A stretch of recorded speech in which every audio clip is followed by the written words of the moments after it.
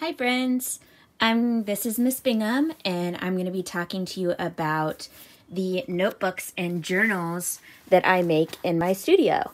I like to make journals of all sizes, so some of them are big, some of them are thick, some of them are thin, some have lined paper, some have unlined paper, some are decorated on the front with paint.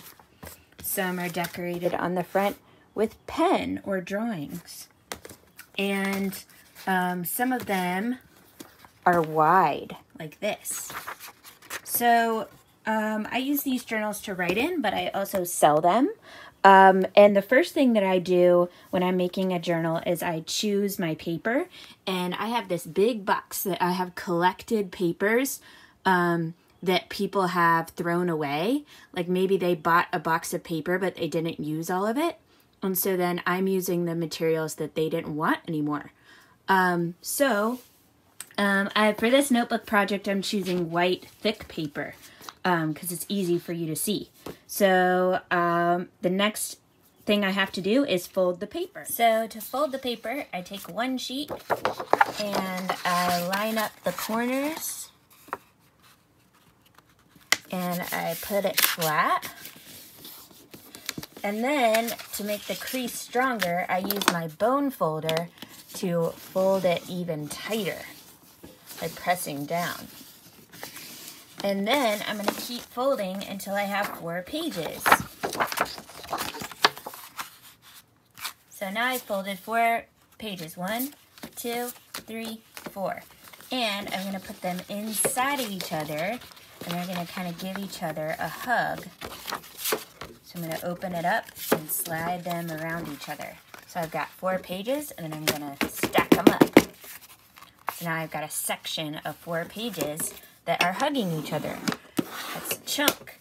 And so what I have to do next is make a whole bunch of these. So I'm just going to make about 5 more of these sections with chunks. And then I'll show you what I have to do next. All right, so I'm all finished. So now I have 5 sections of hugging pages. 1 section, 2 sections, 3 section, 4 section, and 5. So now what I need to do is measure my spines and poke my pages. So I'm gonna measure 1 inch and mark every inch on the spine of my section, and I only have to do it with 1. Then I'm going to stack up all my sections with the one I marked on top, and I'm going to clip them on the side. Then I'm going to drag my marker across the spine. So I only had to measure 1, and now they're all marked and all even, so I know where to poke my holes.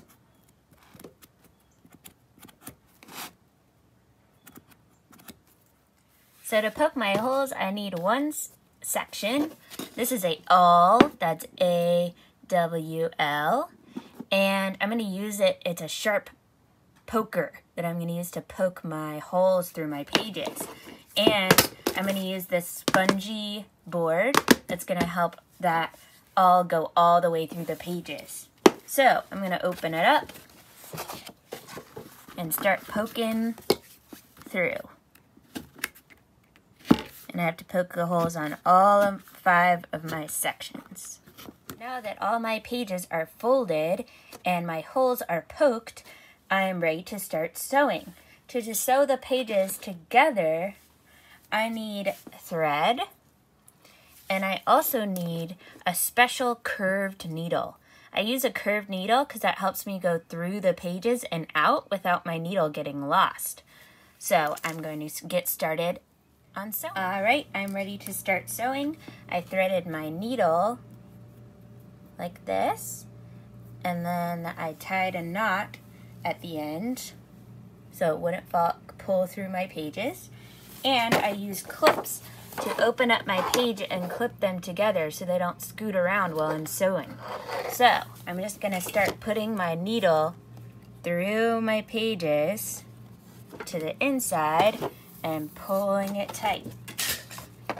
I'm just going to keep on sewing through the holes until my notebook is all together.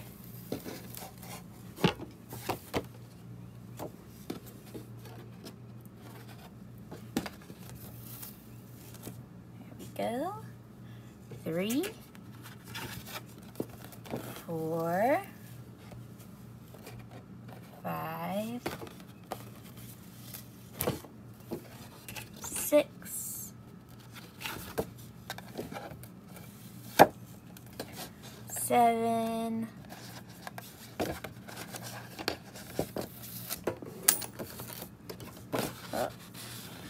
and last one, 8. Now I gotta go back through the other way.